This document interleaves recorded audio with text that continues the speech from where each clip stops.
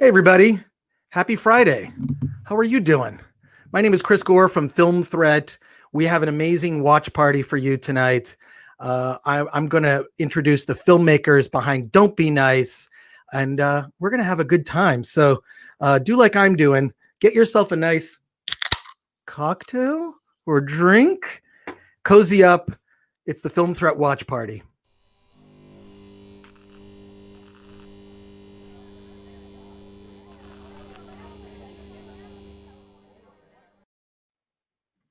Hey, everybody, I'm Chris Gore from Film Threat, ready to watch a cool indie film with you today. I hope you're having a great day. Please comment along with us, ask questions. This is going to be a lot of fun. We like to hang out with indie filmmakers on a Friday because, you know, hey, we're in the lockdown. We're still in the quarantine, and apparently internet is going in and out. That may happen, but that's okay. It's not all on my shoulders. My compadre here, Alan Ng from Film Threat, is joining us. How's it going, Alan? Oh, it's going great. I'm excited about this one. Yeah, you're going to learn something new today. Well, you're going to learn that, like, because I remember meeting Nikhil, one of the filmmakers, producers on Don't Be Nice, and he was telling me about it's a documentary about slam poetry. And I'm like, that's great. And I kind of stalled watching it. Then I saw it. I was blown away. It's the opening of this documentary is just riveting. It's competitive slam poetry. It's socially relevant. It's heartbreaking. It's funny. It's incredible. And I'm just excited that we have the filmmakers with us to chat along as we watch it. I do want to say, Alan, before we get started, that you have a new show on YouTube, which is pretty awesome. It's the Film Threat Review Show. Yes, and I'm hosting it with Zoriana Kitt, who's a veteran film critic, and we're just catching up on the latest films out there, indie and big budget as well. And so we've got 4 episodes up now, and then we're gonna have 4 more coming up next week.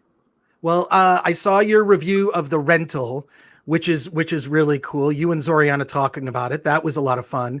And then that was cool. And then I had an interview also with Sheila Vand, who's one of the actresses from The Rental. I do want to point out that the movie that we're watching today, Don't Be Nice, actually, I gotta move my microphone just for a sec. If you see, I'm wearing a t-shirt that says award this. A lot of people complain about the Oscars. I know half the fun of watching the Oscars is complaining about it. I got sick of complaining about it. I got sick of watching the Spirit Awards and kind of complaining about that. I thought, you know what? I'm going to start my own award show and award movies that I think are awesome, that deserve recognition, that don't necessarily fit the type of movies that the Spirit Awards love or the Oscars love. So I started this thing called Award This, and we just put this t-shirt in our Film Threat shop. You can go to shop.filmthreat.com. But I'm happy to report that Don't Be Nice actually won the award for Best Socially Relevant Documentary. And you'll find out why it's so important, probably now more than ever. But I think it's time. I think it's time to bring on the filmmakers and have them introduce themselves and be a part of this event. I'm going to bring on Nikhil because he and I met at a film festival, bonded, became friends. We have had old fashions together at one of my favorite restaurants called the Raymond. Nikhil Melnechuk, hey, how's it going, man? Yo, Chris, how's it going, Alan? Hey. Also, I want to say it's generous to say we've had old fashions. We've had many old fashions. Yeah, I was going to say. Because you can't just have one old fashioned. Well, exactly. With that place, there was another place we went to too, but the Raymond has oh my God, it's this great happy hour special that is fantastic. And that was amazing. That place was incredible. Well, we will go back. When bars open back up, we will go back. That's the plan. Great. I'm going to fly to LA and we're going to do that. Done. Well, yes, when it's safer to do all this stuff, I get the feeling things are going to be loosening up soon, but I don't think that's going to stop us from doing watch parties. I'm actually every week I look forward to these watch parties because I don't know, it's just hanging out with people I like, drinking. That's what I'm pretty much doing the same thing as I did before the lockdown. Let's bring on Max and David. Wait. I just got a text, by the way, Chris, saying that Khari, our composer, has just joined too. Okay, cool. Let's bring everybody on. Let's bring everybody on. We like to have a big watch party. Hey, everybody! Yes. Happy Friday! Happy Friday. Oh, happy Friday. Okay. Hey, let's introduce our new contestants. Everybody, we can introduce yourself, starting with Max and David. We'll go along the line and talk about your involvement in the film and how this all came together and why Don't Be Nice is a documentary that you absolutely have to see. It's now out. I want to remind people quick before Max and David, you jump in. You can go right now. You can go to Amazon Prime Video, queue up Don't Be Nice. You can rent it, purchase it. It's available on everything that I saw, iTunes. I bought it on Amazon, or excuse me, on Vudu personally. So I have it queued up on my iPad right next to the computer here. So just that's a quick reminder to get the film. We're going to watch it along together. Max and David. What's that? Yes, it's a bargain deal. Max and David, how are you guys doing? Hey, how's it going? I'm Max. I'm the director, and thanks, Chris. This is awesome to have this watch party. Now, we filmed the movie like 4 years ago, actually like 4 years ago, right around this time in the summer of 2016. And it's becoming just as relevant now as it was then. So I'm really excited that we can watch it tonight. Yeah. Hi, I'm David. I'm one of the editors and the story producer of the film.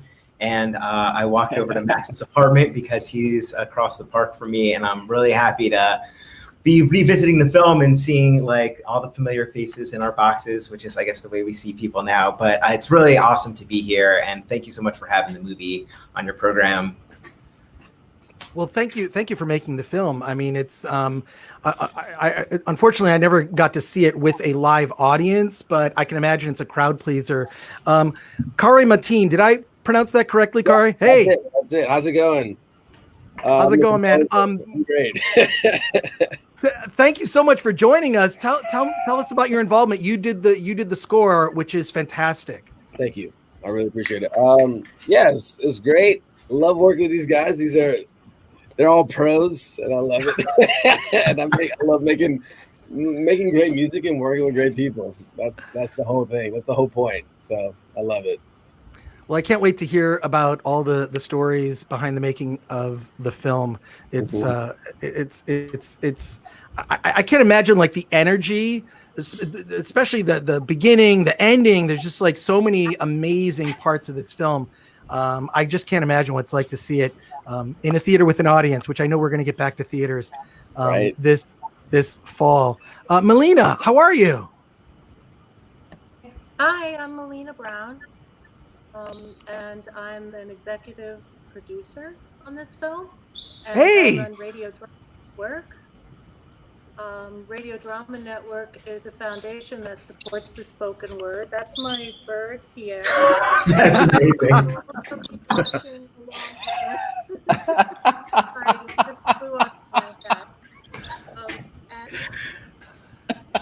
Well, we met. Wait a sec. We met. If I could just we met actually in, was it Glendale?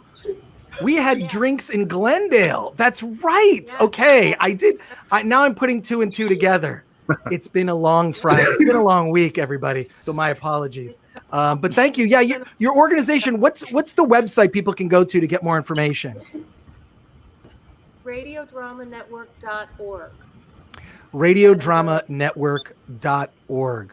Okay, great. Yes. RadioDramaNetwork.org. That will not be the last time, and we'll say that to remind people. I also want to remind people that if you want to help support Film Threat and what we do, I want to say one of the biggest problems facing us today, because 2020 has been quite a year, but one of the biggest problems facing us is nudity.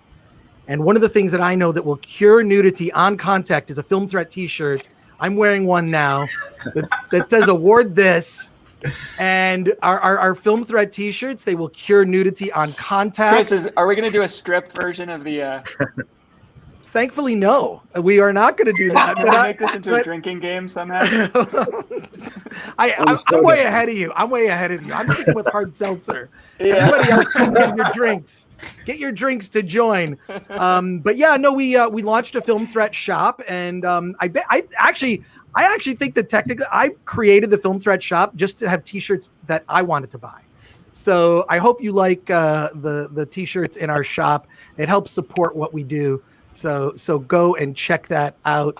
I'm getting excited. I want to remind people, go get Don't Be Nice now. Cue it up. Get it on your TV. Look, I'm gonna have to admit, I do watch TV with my laptop in my lap. I know. My girlfriend hates it. She's not a big fan of me doing that. But I do sit there with my laptop and the TV playing. I know I'm guilty. But this, you're encouraged to do that, and we want to hear your comments. So please post along with your comments. Alan, I know we have some comments. Why don't we post some comments up before we get the movie started? We're going to start in about another 5 minutes. So right now, go get Don't Be Nice. Go get it. All right, we're doing some self-promotion here.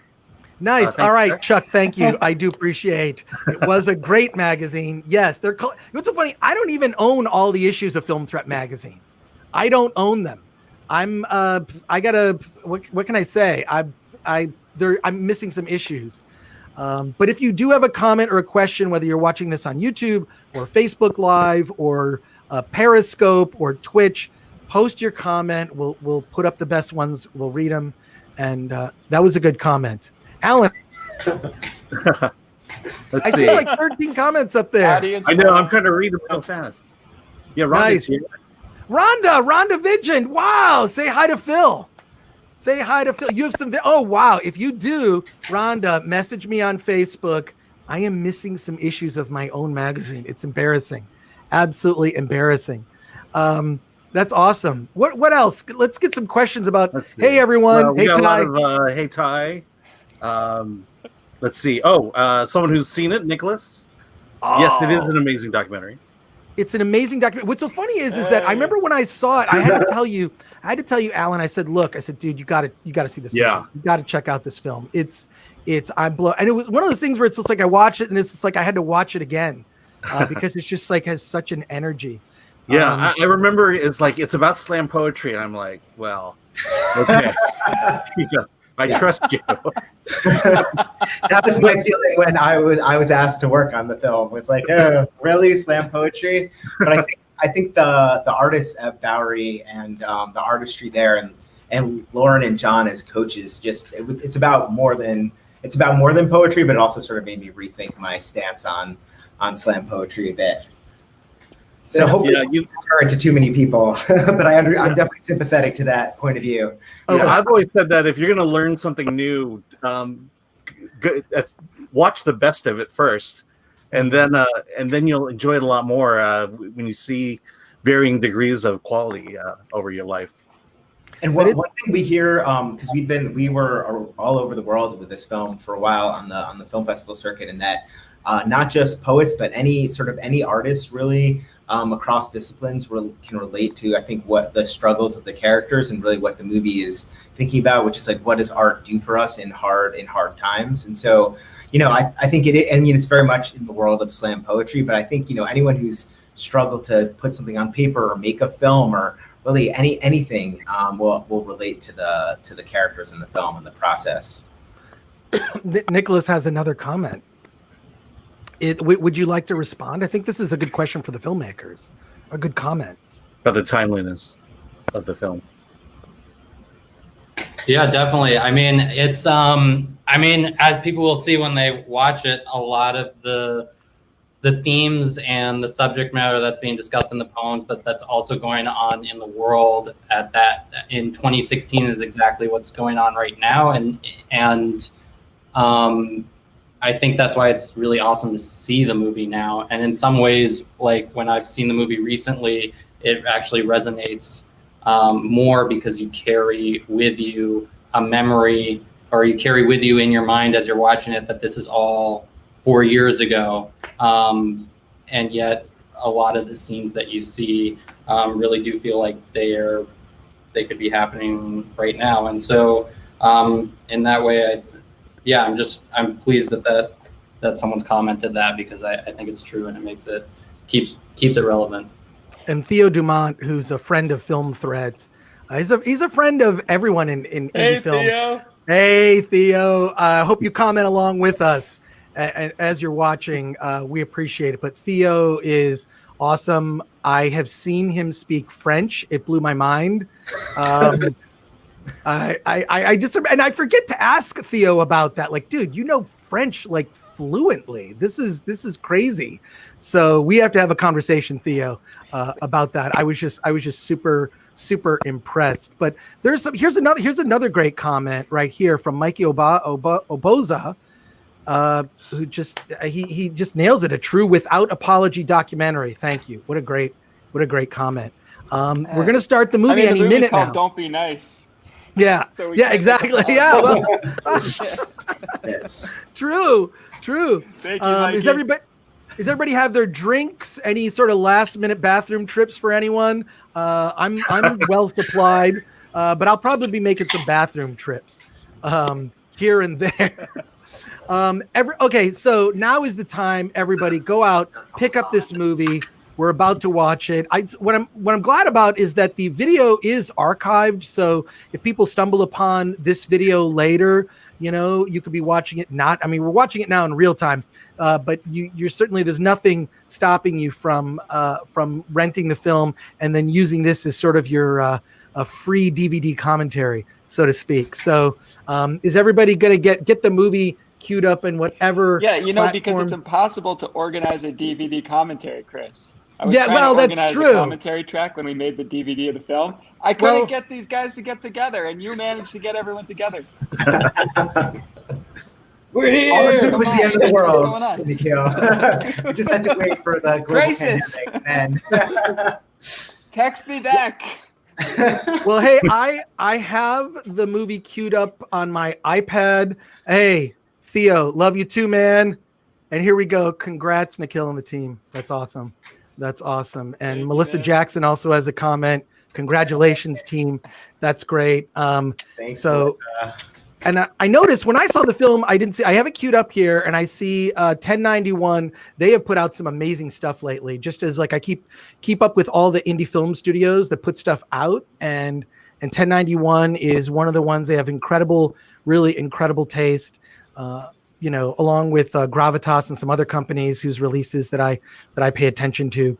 But I'm just super excited that we're able to get everybody here with us.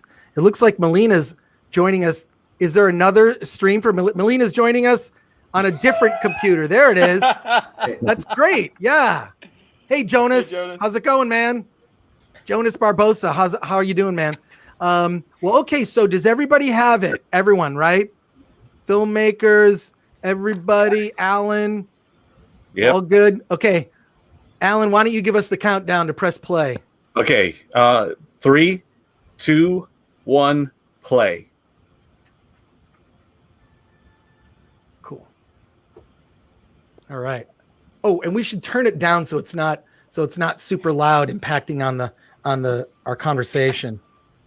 So keep it kind of low. And keep it kind of low in the background. I love that title. My And the mother's music- here and she's reading it for the first time. But I think the she's music- going to. That's cool. Sorry. The music is giving me chills. That's Khari. Yeah, how did you come up? Where did this track come from, Khari? Like, did Max give you a prompt for this, or did you just pull this out of somewhere? I think it was more so just like, you want to do something that's like, it's just impactful. You just feel it.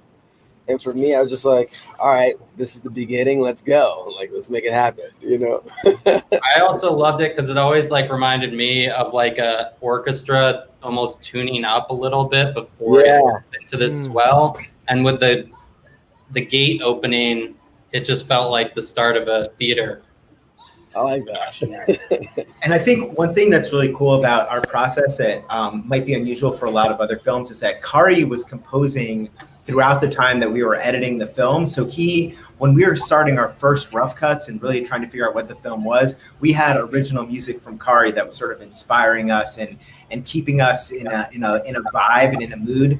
And so this track here that we play for the opening, this big exciting slam, this melody comes back a number of places in the movie whenever we're showing sort of the typical slam that some of our characters are into and some of our characters think is less cool. So this is having Khari working the whole time we're making the movie. We're we love this track. This is our slam track, and you can hear it come back in various guises in the movie. And so like Khari is like a huge collaborator in how the film takes shape as we're deciding what the story is, what you know.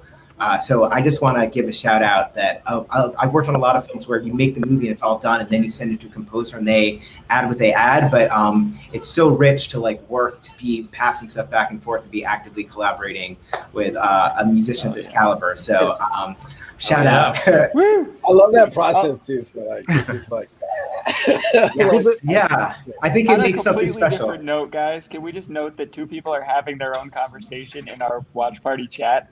Amy and Bobby, I love this. Oh, they're hey, just Amy, commenting. Hey, That's pretty funny. It's great. Hey, Amy. Hey, Bobby. What's up, guys? Yeah, keep talking. But I really think that that's amazing and useful to have a composer that is working with you, you know, while you are going through the process of cutting.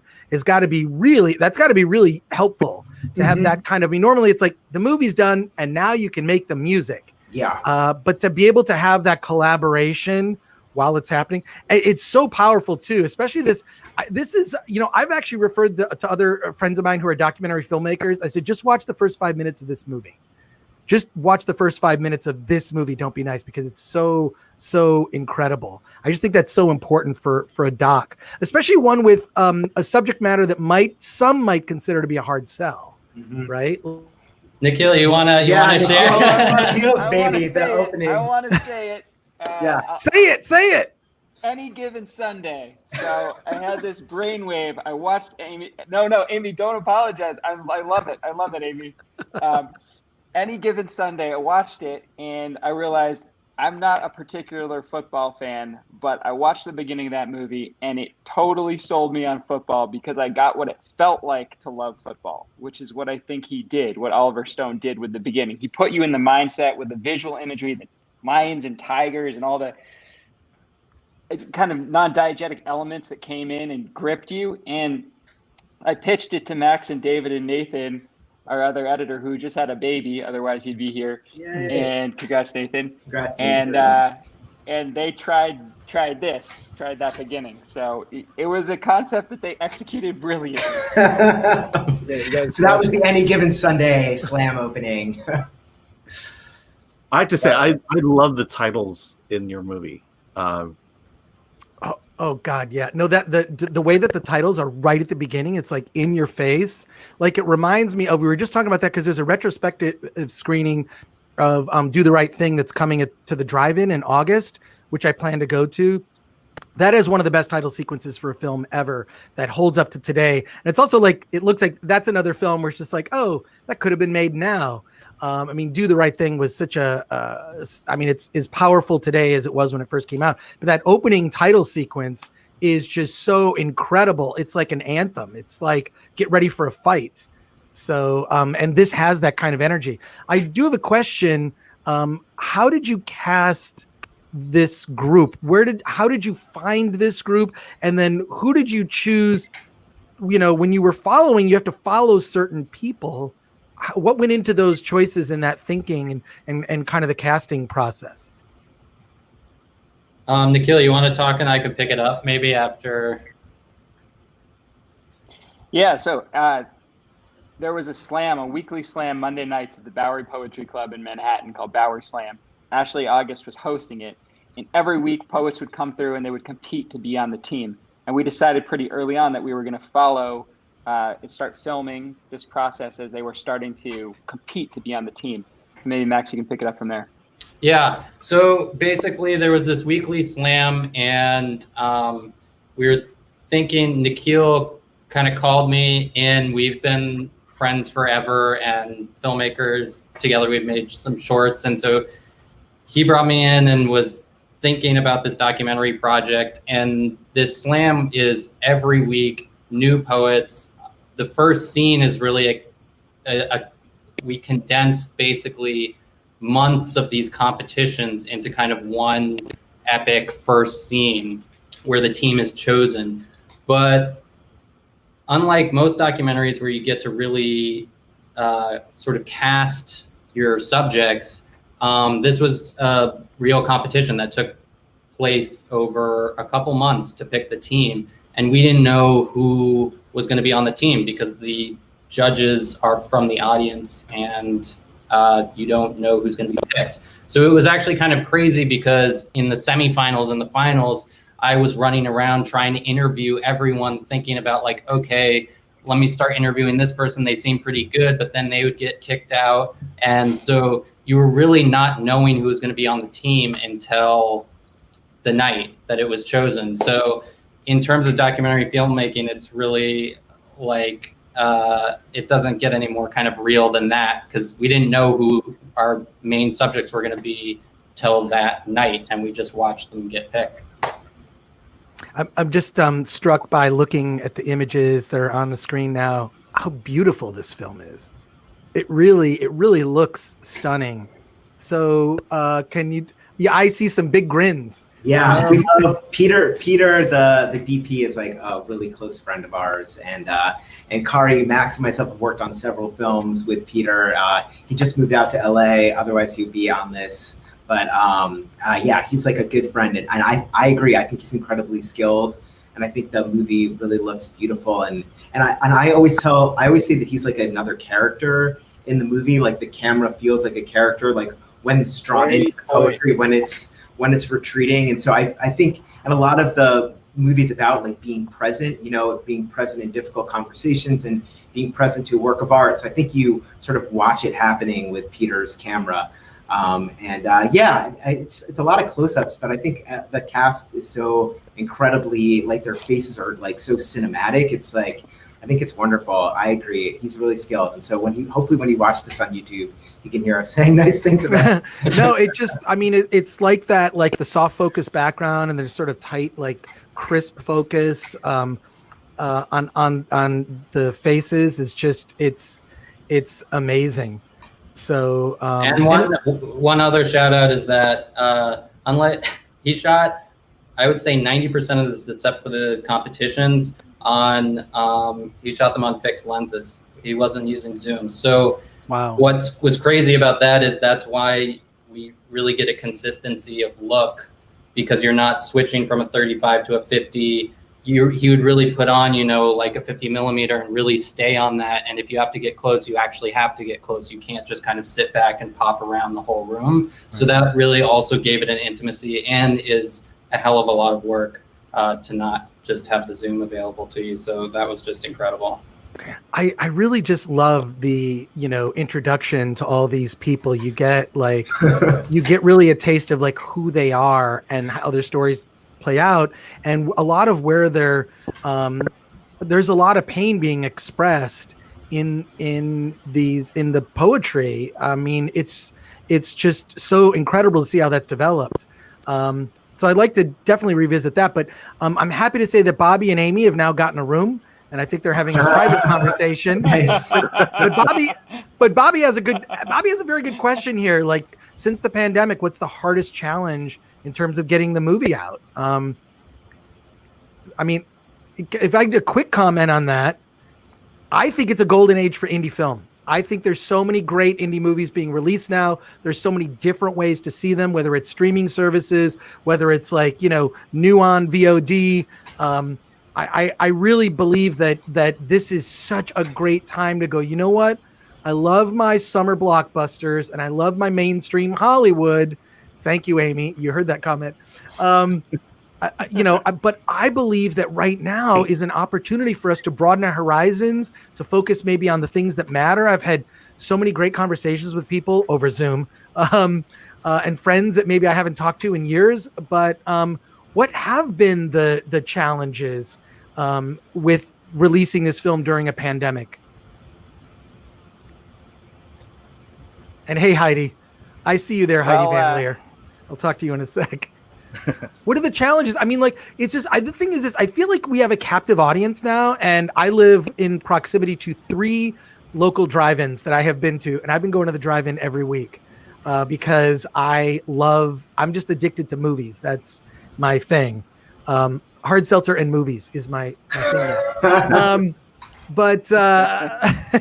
But the drive-ins are playing indie movies that would never have gotten that kind of release.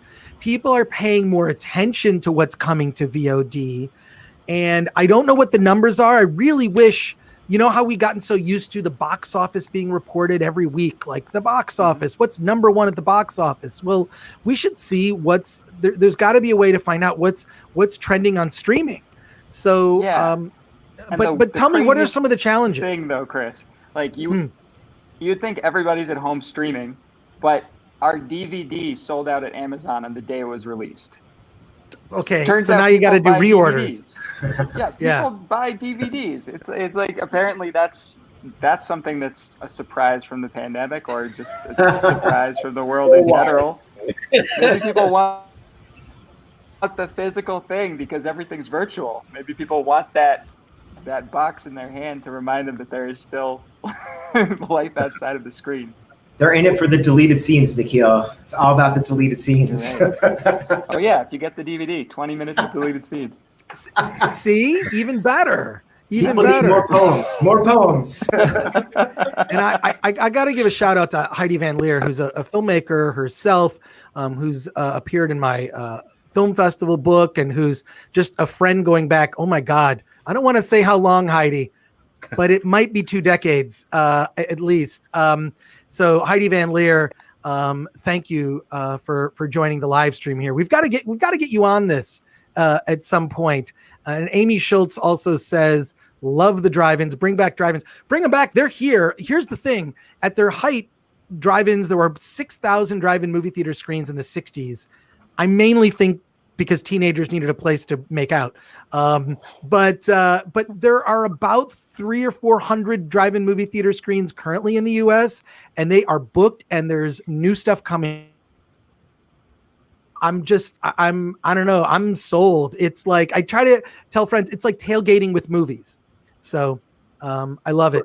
What's cool is that Trauma Dance is happening. Hey, Don't Be Nice is going to be playing at a drive-in. Oh, Don't Be Nice is playing at a drive-in. Where? Yeah. Yes.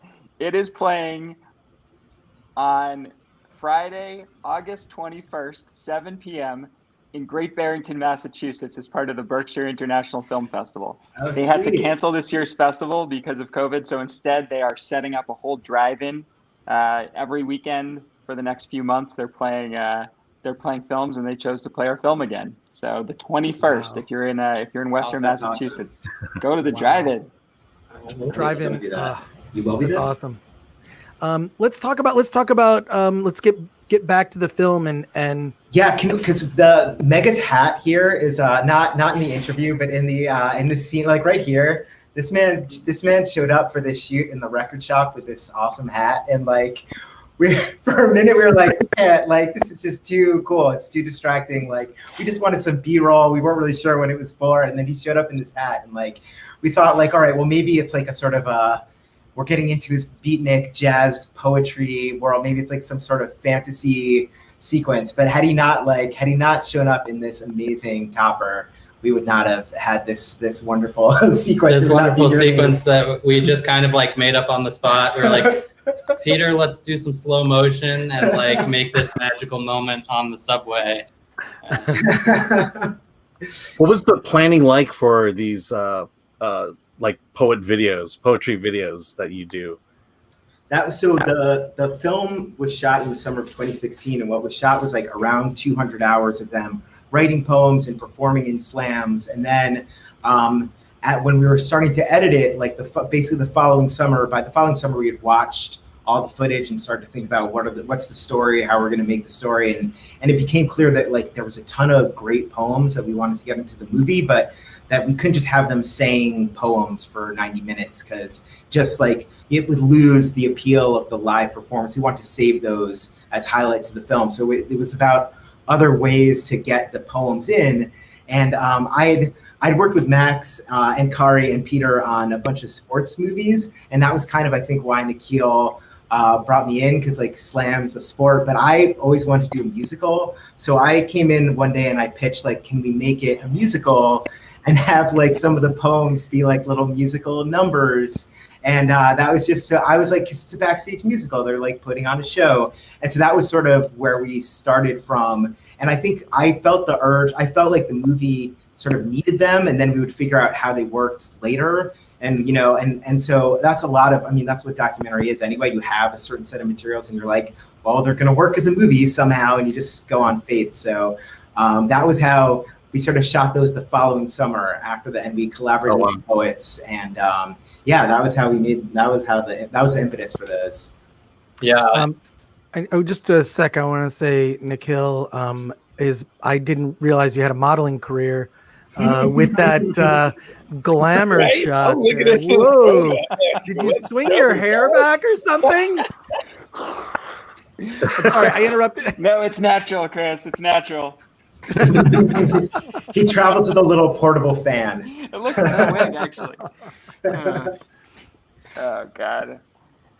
I'll change my photo, guys. One of the other things I really love about the film is I forget the name of the woman who is she's their mentor, she's their coach basically. Lauren. Oh my God. Okay. Her advice that first of all, she's so laser focused. She does not give approval easily, which I think are the best mentors, right? She really is just like not easily giving approval. She will break down these stories, and oh my God, her advice, I'm sitting here listening. I'm like, okay, I have friends who are writers that like, you need to listen to her, because it's not just about the slam poetry. It's about just like taking deeper layers, going deeper layers with your writing. And I think that she was, oh my God, I love her. I'd love to, just hear her speak. She was just so laser focused with all of her feedback.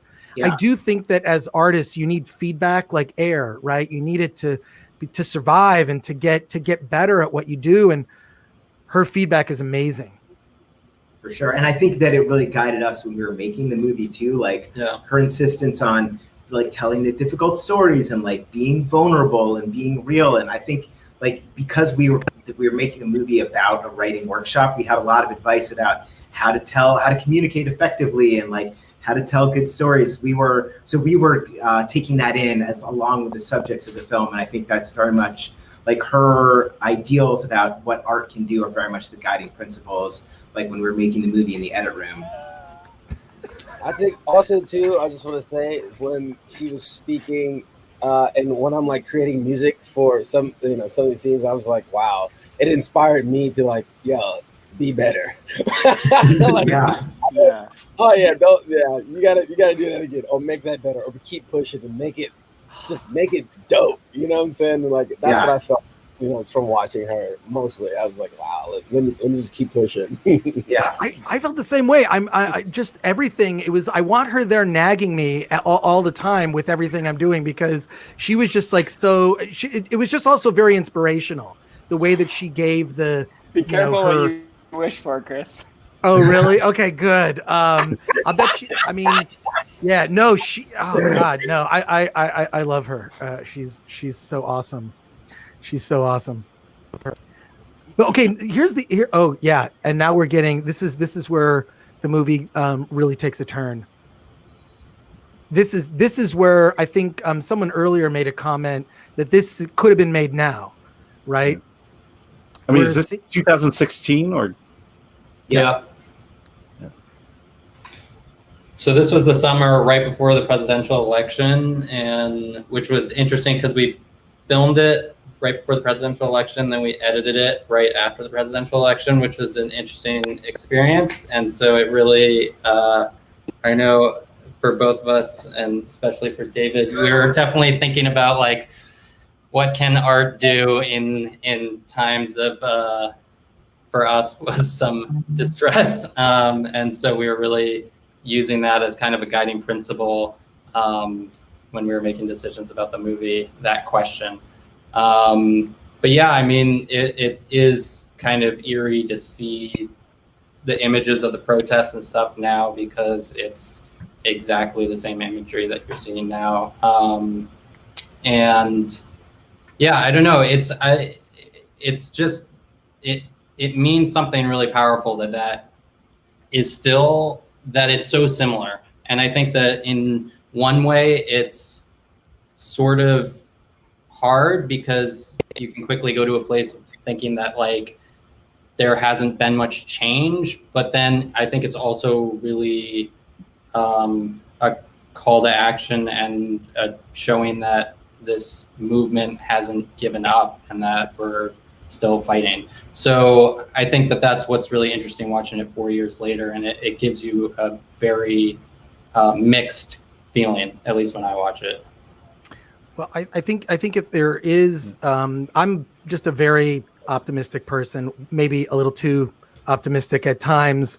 I believe in the good in people, and I try to look for the positive. And in this, I will say the thing that has changed since the movie, since this was shot, is that now it's not something that gets lost in the news cycle. It used to be that the police brutality would get lost, or the police killings would get lost, and on to the next thing. 2 weeks later, it's not going away. This and not only that, it's mainstream, and I believe that it will be addressed. It's being talked about, and it's part of the conversation, and it's on the agenda of things that are important to be addressed. So I believe that if there is one positive thing, it's that there's now accountability, and I think the people have spoken, and this is something that isn't just something that happens in cities here and there. It's now a national concern. What did they say? Like over 30 million people participated in protests across the country. So it's this is now part of the conversation and will not go away, regardless of the results of the election in the fall. It doesn't even feel like there's an election actually. We're coming up on one. There may not be.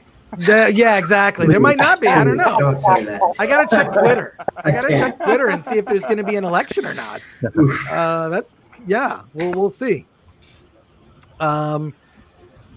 Yes, Heidi Van Leer. It's don't be here. This is our Don't Be Nice. Oh, you thought? Oh, Heidi might have thought this is a Don't Be Nice watch party. Like, don't be nice at the party. No, we're all very nice. It's that's the name of the movie. Don't Be Nice watch. Well, thank you, Heidi, for your question. Yeah, I should remind people. But let's discuss some of the. What I really love is also you captured. There was so much footage captured of the audience and the audience reaction. I can't imagine, like, the energy in the room has to be palpable, because you're not just, oh wow, I some of these performances are just so good. Yeah. Like, see, this is okay. You know what? I'm getting chills now because I'm just reminded how much I miss people and live shows and live sporting events and live just everything. And baseball is not the same with cardboard cutouts and empty stands. The energy at the Bowery Poetry Club is crazy electric in these nights. And I think that was one of the biggest challenges when we were thinking about making this movie. It was, how do we get the feeling of being at one of these live shows? How do we put that on film? And it came down to everything we all did. What the music that Khari brought to it, the sound effects that Jeff and our team brought to that, how you guys edited it, but it was a challenge.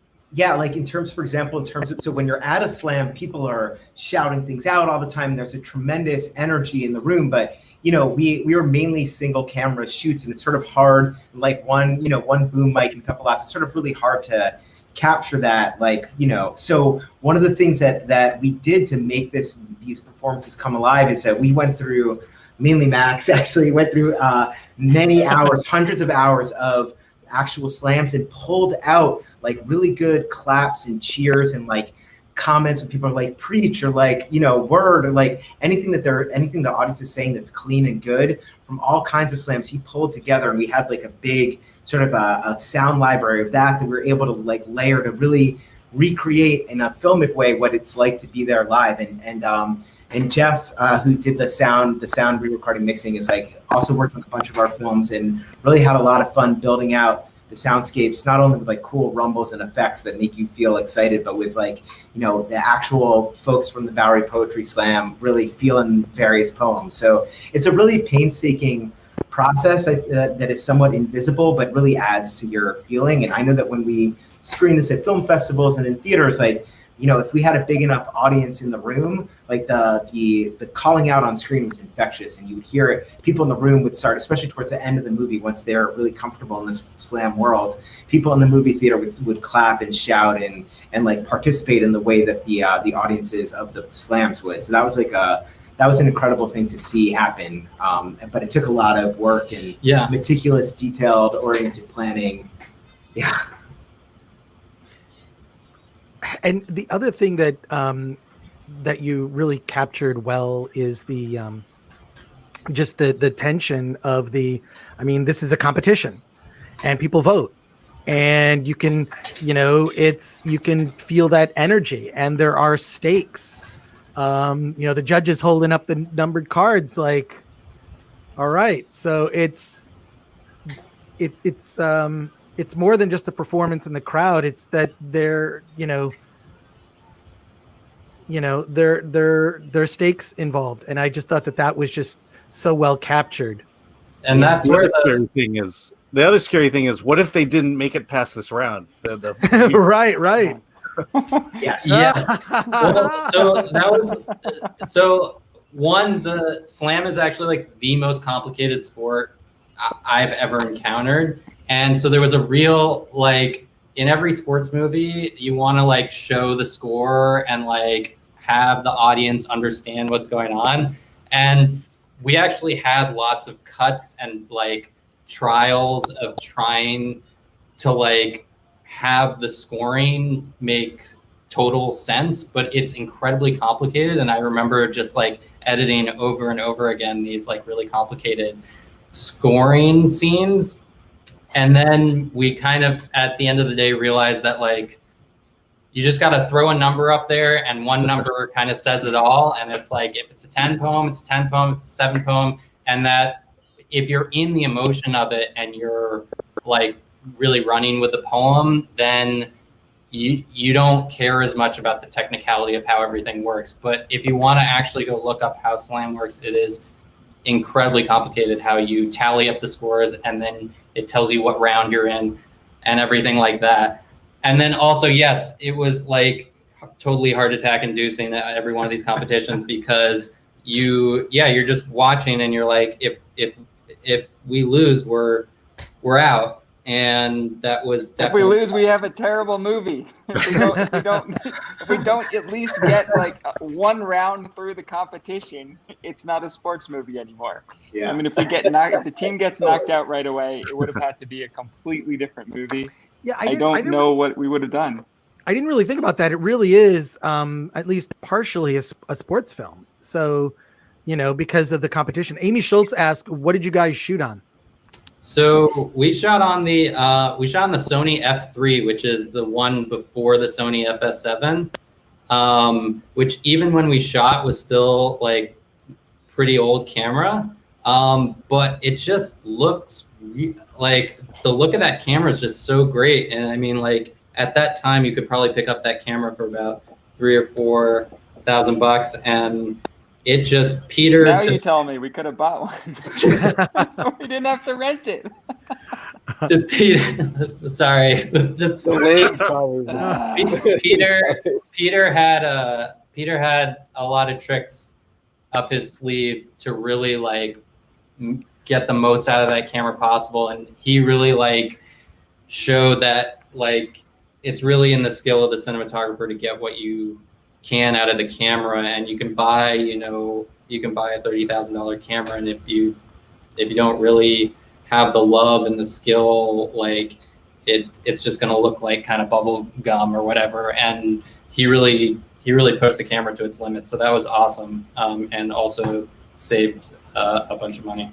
And the other thing is like, so it's all these scenes are single camera coverage, so he's like whipping around to try and get all these conversations, and then when you're building it in the edit, like you don't really have, you can't just like cut to the wide whenever you want. There's no coverage. It's like it's one sort of continuous take for an hour of a conversation usually. So the skill that Peter has of sort of anticipating when someone's going to say something good, it's like uncanny. I think he gets the camera in the right place before the moment happens and really captures it. And I think he's like a really, he's going to kill me for saying this because he's a badass too, but he's also a really sensitive, like open person. And he, just you put him in the room with these people and he just vibes with them and feels them. And he can just they trust him and he's right there when the emotion happens. And that's a lot of what you're seeing is that he just, he's just right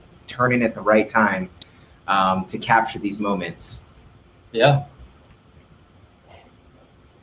How many frames per second? Hire you as his publicist. I miss him. He moved to LA. It's sad. I know. Yeah. I'm moving to LA though. Yeah, we shot in that. Oh yeah, I'm moving to over LA. the watch party. Oh no, my bad. Sorry. We filmed Khari, you got more of us over 398. there, Khari. Well, 2398? No, 23. 398. That makes more sense. so basically 24 frames per second. Is that? Yeah. And then this camera actually, it's awesome. All the slow motion is 60 frames per second, but we had to, with this camera, you only got 720p in slow motion. So all the slow motion stuff is 720, but it really shows you that like on the big screen, it looks great. Like you don't need 4K to look good. So right, that's so amazing. Yeah. Yeah. I mean, we've seen it in a bunch of multiplexes. We saw it on very large screens in multiplexes. It looked great. So indie filmmakers, you can yeah, you can make something look really good. Now, did you go the festival route with this? Yeah. Melina, how many festivals did we go to? Yeah, talk about the festival tour. I'm gonna run and get a refill, but I think I know the answer to this question. I'll be right back. Was it like 1,000? Or did it feel You like? went to more than I did, Nick. I think we played. Yeah. I really racked up those Delta Sky Miles. But we had a on lot this of film, fun. But I think it played at over 30 festivals all over the world. Yeah. Yeah. We went To to London, Canada. I went to Malta for a film festival there. That was really awesome. It was a trip. Yeah. We have agents all over the world. Absolutely. Palm Springs, that was nice. Oh, Palm Springs was great. London was great. That was nice. Oh, I must have missed you guys then. I was at that one. Oh, nice. Yeah. And the Berkshires. That was good. I think I spent like a month in Toronto. I don't know how that happened. The first time, basically, one of the first times we saw the movie was at a screening for high school students, for public school students in the Toronto area. So there were like 700 high school kids like file in. And this is our North American premiere. We'd seen the movie like once before with an audience in London, but it was a smaller theater. This was a massive screen, like all these rowdy kids. They were like screaming and laughing for the whole movie. It was like the most thrilling and just like applauding. It was such a thrilling experience. Like when you work on, so we made this movie in a basement that was a donated space. And we had no bathroom. We were working in a very intimate way for very long hours, like people with our friends, and to then have this experience of like going to another country and seeing the movie with like 700 people in the room. It's a real trip. One of the, I think, like life. All right, I gotta cut you off, David. Yeah. I gotta cut you off because this is the end of our run, so we gotta get the secrets are gonna come out on this Film Start Watch Party. But there was no bathroom in our basement. And we were using Slancha and Think Coffee, a bar, an Irish bar, and a local coffee shop as our bathroom. But near the end of the shoot, I was pushing these guys maybe a little too hard to finish the movie. And I came down into the basement one day, and I opened a little back door to the boiler room, and there are all these little soda bottles. It was one picture, I feel like. And Oh. then I That is gnarly. The bar's closed. The bar's closed at 2 a.m. But the edit continues. But at least you guys weren't pissing on the street, right? But That is true. That's true. Yeah. So did you use a funnel? Is that how it works? Or? There was a wide mouth pitcher. It was like a beer pitcher. Yeah. Too much Yeah. information. That's Indie filmmaking. It was super indie. Yeah, and it was funny because like this was a basement that on the weekend was used for high school kids partying. So we would like hide our drives if we're really going into it, right? So we would like put ponchos or whatever over the computers and like put the drives on the higher shelf and hope that no one like spilled bong water on our movie and like destroyed our project. So yeah, it was super indie. So to be at something like this feels really amazing, to have like audiences seeing the film that was our own sort of private little obsession is very cool. Yeah. I just can't imagine the 700 high school kids seeing it. Must have just been incredible, and seeing that it worked, right? Yes. Like it, Yeah. clearly it worked. That we didn't know. Like every time John, the white coach in this movie, every time he said or did anything, for some reason, those kids found him so funny. Like every time they cut to him, they would like laugh really huge. So They thought like he was the comic relief character, but I mean, maybe he is. Teens have a great energy. I was able to see it at a museum in New York a couple times with a bunch of high school kids from around the New York area. And I think for folks who are seeing people that look like them and whose experiences map theirs in this movie, it's a really powerful thing, I think, to see yourself on screen. So that was somewhat what the experience was like in Toronto, and also at a few of the screenings I went to for a series in New York called Films That Matter at the Jewish Museum. So yeah, that's been great too, to see it with an audience of people who are really like relating and seeing their own experience on screen, like young artists, people of color. So that was an amazing experience too. But what's also amazing, and what I love so much about this film, and why it is an award-winning documentary, let's face it, is that you don't need the slam poetry is like, that's the sort of gateway into this. It's also wildly entertaining because you become invested in all of these people. You become so invested in what their journey is, it's not quite as simple as, say, a sports documentary, which you could easily compare this to. There's so many more layers to this, and that's what I think really works. Is what I mean is a polite way of saying you don't have to be interested in the subject matter at the beginning. It's entertaining, and you will get sucked into the subject matter. Mm-hmm. Do you know what I mean? Like it's like you tricked me into liking slam poetry. Okay, so nice. I don't mind. I don't mind. I never would have thought to go like. I mean, I haven't been to many poetry events, but I'm not going to say I ever had a good time. I know I would have a good time if I went to a slam poetry event. You know what I'm saying? Because there's something different about it. There's an energy and a vibe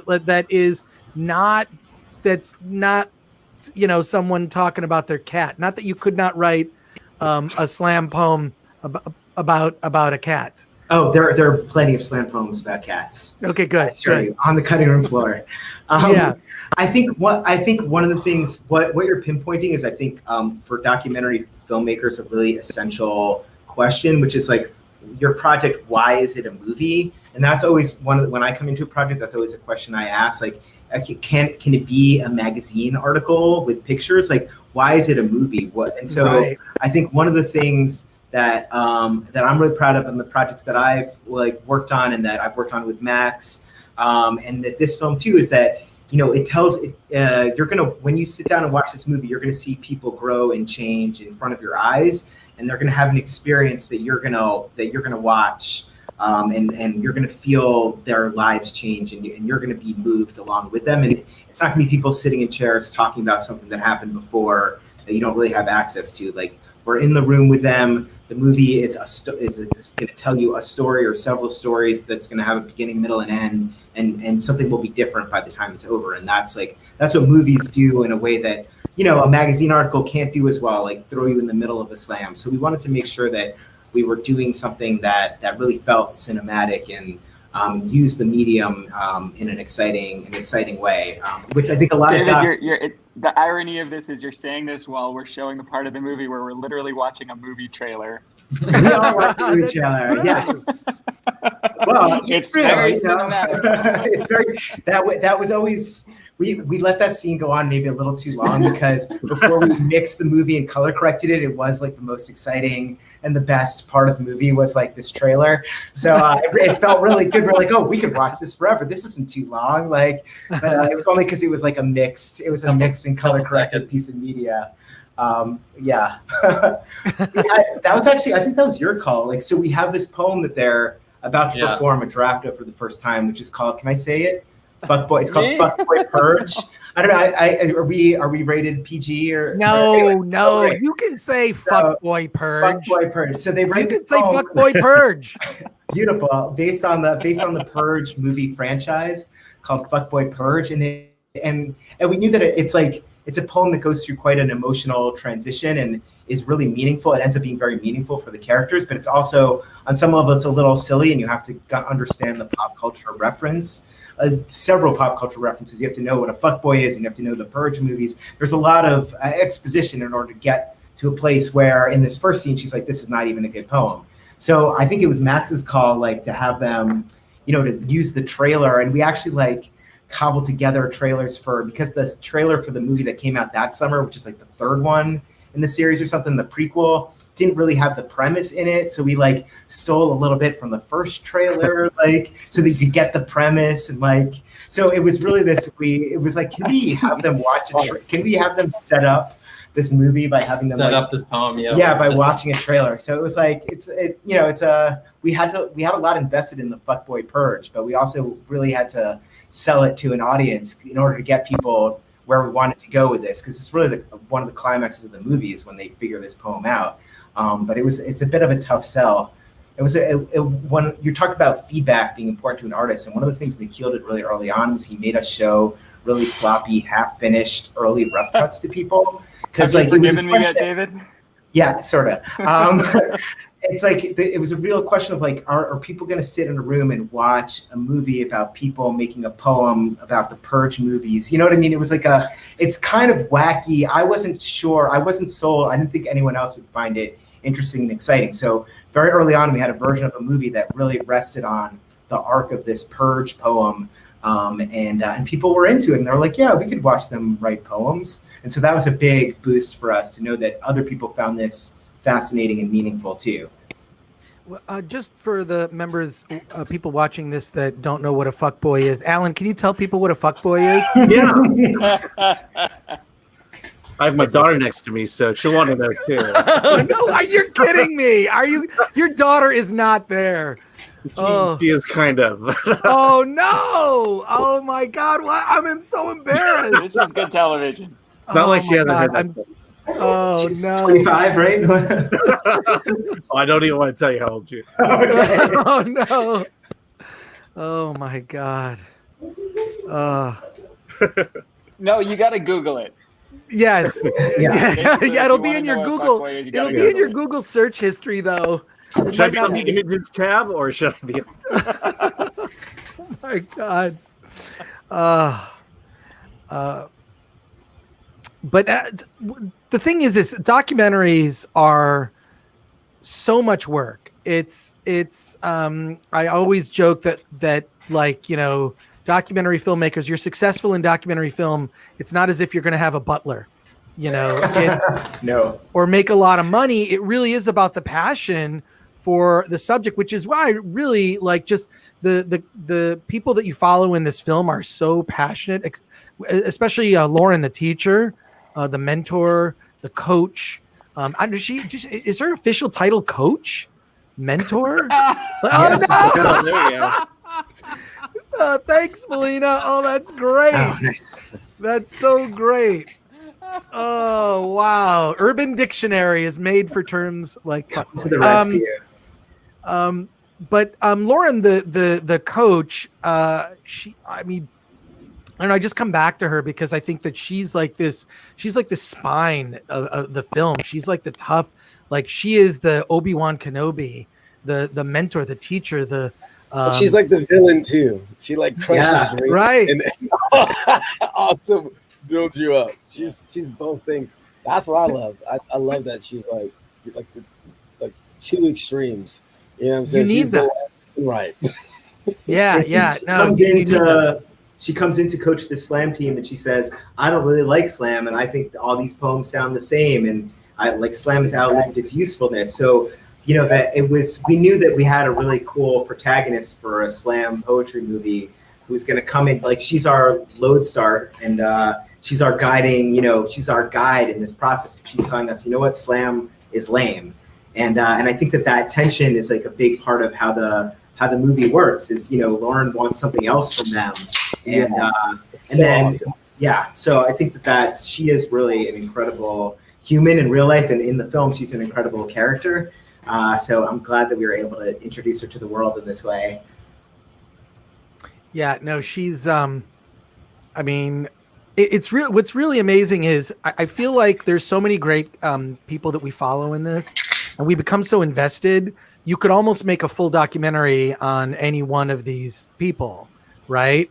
Or the teams. The sort of, I guess there's sort of like groups within the teams that couple up on some of the poems, but you could follow any one of them. That's how compelling they are. And as soon as like, oh, I'm so invested, then it's the next person. So it's like you really got to the meat of telling their stories. Like right here, like actually like having like this conversation with the like the talent agent or whatever, you know what I'm saying, and kind of like their journey. It's like obviously you could just go into this whole conversation and just like this section right here, the octa poem is crazy. It's like I remember like sitting there, I was like watching, I was like, yo, this is hard as fuck. I was like, man, and I think I love her. She's awesome. I love her. Yeah. She's amazing. She's amazing. Yeah. She's so amazing. She's also in LA now. Is she? Yes. Wow. Yeah. Good for her. Yeah. That's cool. She's dope. She could definitely. She's got that energy that's gonna she could be on like screen and do her thing. It's just, I love it. I love this part. I love working with, I just love how everything kind of came together. It was cool because I did see like certain scenes before, like it was all like put together. I remember the first time I watched the whole film through, I was like, wow, this is special. It's kind of good to hear, where you guys got to. You're like, how important it was, as editing it to, find these little arcs, find these moments, and just the way it got there, certain scenes, how it was shot, this whole section. I mean, like, did you have like permits to shoot here in this? I don't think so, right? This was over like 3 days, and this was because David had the ideas for the musicals, and this was the first one that David pitched because he's grown up in New York City and knew the subways and had known that all these murals, these like aquatic murals were everywhere. It's so crazy. And then he was like, you should go shoot that. And so Peter and I just went and we just did it. We didn't even have I think we actually did have a little A7S on like a little gimbal thing, but we just went out and did it. And when the people are reacting at her, that is because we just told her, and she, like, Ashley was such a good sport and just like totally fucking went for it. And we would walk down these really crowded corridors with her just like spitting the poem as loud as she could, and everyone was really looking at us like, what the hell are you doing? And it was great because it works for it. It works for it. It really does. And like the transition, like even going into just the when they get back together, and just like it's so crazy to me. I love this whole section because it's like you see the poem working in the real world, and then you go to it brings it back to the team, and seeing how how they come together. I think it's just the editing is so beautiful, just the way it came together. And like music, when you add music to that, it's just like, I was just like, wow. it's cool. Like anyone that I brought to any premiere or something, like or they watching the first time or something. Like even where was it, Nikhil? The last place it was like here in LA. The Soho House. House, yeah. Oh, you did a screening at Soho House? What was that like? I've been to that screening room. I mean, I think it only seats like 50 people, but wow, I'm curious how that went. It was dope. So, we had it there, and then one of my buddies, he's like from like Texas or something like that. He brought like his girl from, Texas, and they were just like, yeah. I was like, I didn't know. I was like, yo, you want to go to the Soho House and watch a movie that I worked on? And they were like, and then after it, we started drinking, obviously, because we had to sit there and watch the film because we've seen it like a million times. And they're like, yo, that was awesome. I was like, damn, this movie is good. Yeah. Wow. I had a good time. Wow, that's awesome. Was the after party good too? Any after party Khari goes to is I don't good. think we should. Wait, did you get to go to the bar at the Soho House there? They don't always let you sort of creep into the bar. Oh, yeah. The other thing is We own that bar. okay, all right. That's over here. But I have another question. This is very specific about the Soho House, and then we need to move on. But did you take a really, really close look at the wallpaper in the bathroom? Yeah. So you know what I'm talking about? Which bathroom? Okay, just the men's bathroom, whatever. You go in the bathroom. Yeah. With the window? No, just like, okay, you went to the bathroom at the Soho House, right? And it's like this beautiful wallpaper with leaves on it. Yes. And then you look really closely at the leaves, Mm-hmm. and it's a bunch of like close-ups of vaginas and dicks and like but the thing is this, when you first glance at it, you're looking at it and you're going like, oh, this is like, leaves like the fall. And then you're looking and it's like very graphic sexual images, but all done like, so if you're just looking at it, you're like, oh, leaves. And then you look closer, you're like, a metaphor for this movie, Chris? What's that? I'm sorry. Oh my God, maybe we're losing people. I don't know. My apologies. I just wonder, like, no one ever taught the wallpaper in the Soho House is just very. That's another podcast. I was probably pretty drunk at that moment. Did not realize the dicks and on the wall.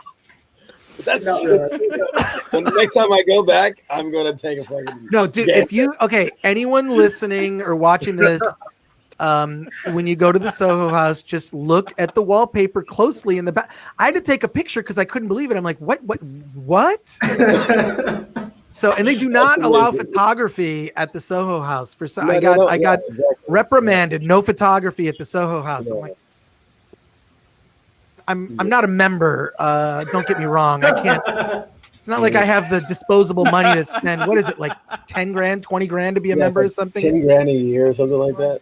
Yeah, forget it. But I do get invited to screenings there to see movies, and the wallpaper is always. I always ask, did you notice the wallpaper? So that's filmmaker tip number 2. Exactly. So now we're at the point where it says 2 weeks to nationals. So it's 2 weeks until they're going to the national championship. We're getting at, what are we about? Almost at an hour. 55. Yeah, we're almost an hour in. So we're getting to, this is now getting into Act 3 of the film. Can you tell me, like, there must have been a different kind of urgency when you were, in the at least the chronological shooting of the film. You've gotten this far. Now it's about getting to nationals. I do have to comment. I do have to comment on the white guy. I know why the high school kids laugh. He's just trying too hard. He's got like his hat cocked this way and a toothpick. I'm like, dude, come on, dude. That is genuine. That is genuine John Sands. Like that is really? That is what he is always like, as far as I can tell. He's a poetry legend. He's the most famous. He's the most famous person in this movie. If you tell, like, really, someone in the slam poetry community, oh, we have a slam poetry movie, and they're like, oh, who's in it? If you say John Sands is in the movie, he is like a legend in the scene. His you should YouTube some of his stuff. He's got some poems that he's are incredible, and fire. we did shoots. Like, one of the interesting things is like a lot of documentaries, you go like home with the subjects, and like, so for everyone on the team, we have like a few times where we like went in to like their house or like met their sister. Or, like, for John, it was like teaching like a workshop, and so in the ultimate film, all that stuff ended up on the cutting room floor pretty much, and we just kept it with the workshops, which ended up being the right way to go. But there's just like, that's actually a scene that was really like cool, because like John is just such a good poet, and yeah, you should look up his stuff because he's great. And when we were at nationals, it was really funny. We'd all be like having dinner, and people would be coming up and like asking him to like sign one of their books of his poetry and stuff. So that was pretty cool. But yeah, the tension just in the filming, like in the movie, but also in the filming as we were getting closer to nationals, was obviously just like ratcheted up. And in the last like week and a half, the poets entered like boot camp, which is like an actual term for the poetry teams, like a week or two before. And that was, you'll see that actually like right after this. But that's when you have the poems down, like you should have had them written and like pretty well memorized, and now you're working on the choreography and just like getting them so down so that you can go up there and just like with music or like rehearsing anything, you can go up there and just like perform. You don't have to think about it.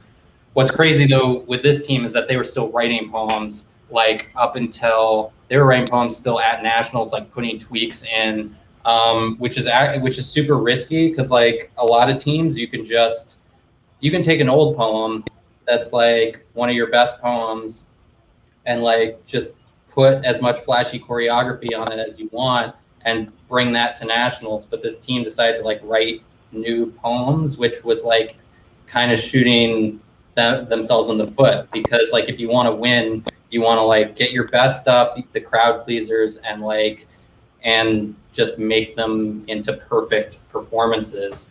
So it's kind of crazy that they decided not to do that. And it was really tense because people were forgetting stuff and people weren't finishing poems, but everyone was down to do that. So it was an interesting tension because everyone wanted to write good poems and everyone wanted to win. Well, John, I mean, that's, yeah, it's just, it really does. You can see how intense it gets. John does look kind of like a guy. He looks like he was in a boy band in the 90s. I'm just going to say that. I'm not right. I mean, he's a little boy bandish. He kind of was. He kind of was. Like, he's sort of an anti-fuck boy. In the poetry community. He is a rock star of a sort. But that's cool. I love that. Yeah. I mean, he's, you know, if there's such a thing as a slam poetry nerd, that's him. Yes. Oh my God. How late in the night is this scene here? What's that? It feels like they're pulling all-nighters in this scene, right? Right. The one where he where the poet does eyes and is crying, where Megan does eyes. That is very late at night. They had not gotten a lot of sleep, and you can really see the emotion coming out there. Yeah. Yes. They really give everything for their art. They are not half-assing it, which is such a joy for us as filmmakers, because the raw material was so vital and so intense. Yeah. This is our little sports montage. Can't. Yes. Third act. Start the third act with a little montage. with the jump rope game. Yep. Right for the big game. Yeah. Jumping jacks. Yep. Got some jumping jacks. I love this part. We're probably way off. That's our action sequence. Oh yeah. The Rocky moment. Yeah. Exactly. Or the moment where Batman puts on his utility belt and he's getting ready to go out. I changed the quote. This is for Heidi Van Leer earlier, was saying, wait, what is this? So if I put the quote, "Don't be nice, watch party," I think that is that a little better? Maybe that's much changing. Punctuation. It's yeah. The other thing, the music is just such a powerful part of the film. Not to keep bringing that up, but it helps because the composer's here, so we can ask questions. But the other thing, the sound design, in conjunction with the music, the choices of when to not use music and for the movie to get quiet, that's sort of loud, quiet, loud. I love those contrasts, and it's very effective. And I know, like, Nikhil, I mean, this movie won an award at our award this event. I'm wearing the T-shirt for it. I really feel that this movie needed to get more recognition. And I don't know if maybe it's, sometimes with awards it's timing and whatnot. And I just feel it's such a what I'm saying is, why did this not get nominated for an Oscar? You know what I'm saying? Like, thank you, Chris. It's worthy. I saw all the Oscar nominated documentaries, and some of them I just thought were good, but maybe it's just like, is this really an Oscar nomination? This is what we're nominating. And I kind of feel like, in especially in 2020, in the time that we're living in, this doc is so much more meaningful now more than ever. There's got to be a push. If you're watching this, you stumble upon this, you're someone who's a journalist, see this movie, Don't Be Nice. It's going to blow your mind. It's no matter where you even stand politically, doesn't matter. You watch this film, you get invested in the characters, you get invested in their struggles and how they're trying to hone their craft and the competition. It's just you need to see this movie now more than ever. So I hope that this is just another way to expose people to the film. And yes, the Oscars blew it. Although the Oscars have always been, I've never been like, the Oscars are always sort of like, it's one of my favorite things to complain about. I mean, I watch it every year, but geez. So yeah, I mean, this movie is much more engaging than a guy climbing a rock. Really, that was a good movie. and I thought Honeyland was one of the best movies I've ever seen, so I was happy that was nominated. Chris, Alan, you guys, don't get me wrong. I would have loved for this to win an Academy Award, but we won an award. This award. Yes, yes, we did. And I'm very happy about that. You guys have done so much to help us get the word about this film out. Totally. And to answer your question, who knows why this film might not have gotten more exposure? But I think one of the things is people's aversion to the idea of a film about poetry and a film about slam poetry. But I think that is continuing to change. I think there was a poet on America's Got Talent for the first time, even just a week ago. And that shows how I think poetry is starting to enter the mainstream a little more, and maybe people will see it with new eyes. Well, it's I mean, the whole purpose of our awards event, right, is one, it's fun to give awards. But two, the thing that has always puzzled me about the major award shows is they just award the same 15 movies. So when you see the Oscars or the Spirit Awards or whatever, it's like, well, these are the same 15 films. The movies you see that are at the Spirit Awards are the movies they're going to lose at the Oscars the next day, or they give that token award that goes to screenplay or adapted screenplay or something, and that goes to an indie film. I just feel like it's just sort of like, I'm sick of it, like they're pushing the same 15 movies. I get it. Yeah. With Award This, what I was really proud of is we were able to give acknowledgement or nominations to 85, Alan? Yeah. Right? 85 different independent films in categories by genre, right? So like indie comedy, indie drama, indie, socially relevant documentary, sports documentary, pop culture documentary. So we sort of broke them up by genre, which is what I kind of like that the Golden Globes does. I think the Golden Globes is the better TV show, especially when Ricky Gervais is on. I love Ricky Gervais as a host. He just like, man, he takes the wind out of the sails of every celebrity that's there. And it's genius. I love it. I love it. I love that he's able to say, they should have him back every year. I love seeing celebrities uncomfortable. That's the standard. It's the standard. He's awesome. But a word, truly what we're trying to do is just say, hey, this is your playlist for the next year. Here are the indie movies, regardless of whether they won or not. These are movies that the Spirit Awards aren't paying attention to, that the Oscars aren't paying attention to, and they're movies that are worthwhile. Even like exploitation movies, we have a whole category called just WTF indie movie, where there were a couple clown movies. I mean, just looks like weird stuff. Like I think, what was it? Velocipaster was one. What were some of the WTF films? Yeah, Velocipaster was one. I think we had a clown category. I need that. Look up the trailer for the Velocipaster. It's pretty hilarious. On Amazon Prime if you want to see it. Is it Velocipaster? Yeah. Oh, that's awesome. Yep. And I have Amazon Prime. Very lucky. Okay, so now we're getting close to. You can really feel the tension with everyone here, which means that I need a refill on the drink. I'm not going to take myself. You can look at all my Star Wars toys and weird stuff in the background of my little office area here, but I'll be right back. Quick run. Alan, can you take over? Yes, I'll take over. Sir, is this before Atlanta then? Still? Yeah, we're still So it's 1 week until finals, and then what happens to the team is that real world events sort of overtake. They have this mission of writing the personal work, spilling their guts on the poetry stage, on the page, and then on the stage, and then because of the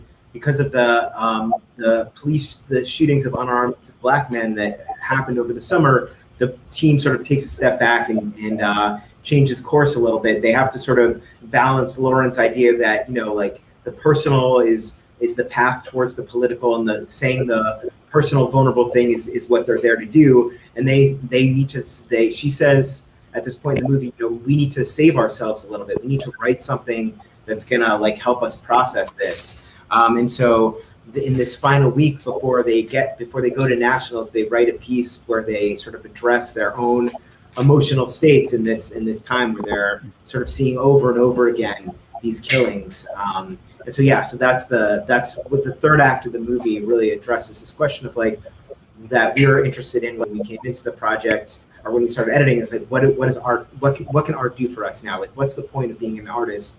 Not to get too political, but like Trump was elected, and a lot of us who were working on the film felt like, in some ways it was almost the end of the world, and the end of norms that we really valued.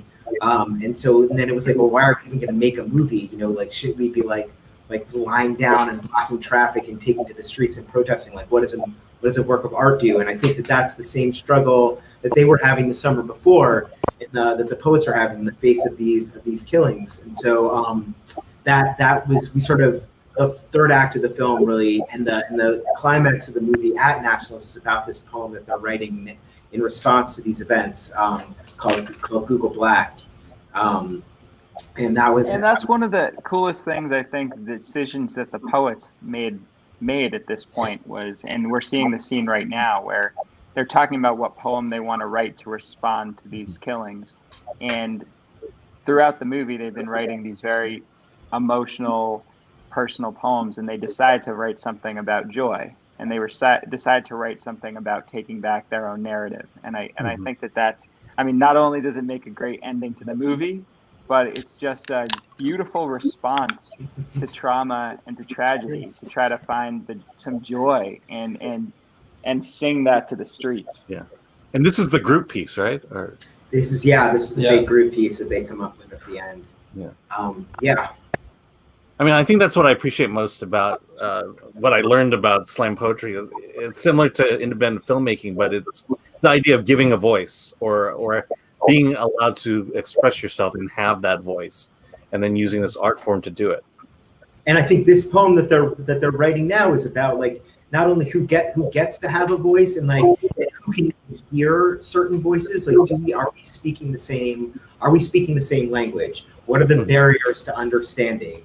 You know, these the injustice that they face since the founding of the country. They talk about in this movie. Like, they feel like nothing has changed, and who is listening, and how are we communicating? And for spoken word artists whose like life is about communication, they come up with a poem at the end about like the limits of their audience and like who can hear them. And I think that's a really powerful note for the film too. And the question about why do some films get a wider release than others? Why are some films seen more than others? It's because certain voices are valued more than others. There's also barriers. There's barriers for people to even hear, to even hear these words. And I think what the poets are saying is like, you can do a little work and you can Google it and you can be part of the conversation. You can take a second to like understand. And it's a really powerful message, because the question is, what can art do? And art can like educate us, and art can inspire us to get educated. And I think that is we knew that was going to be the last poem of the movie before we started making the movie, that Google Black was going to be the last poem.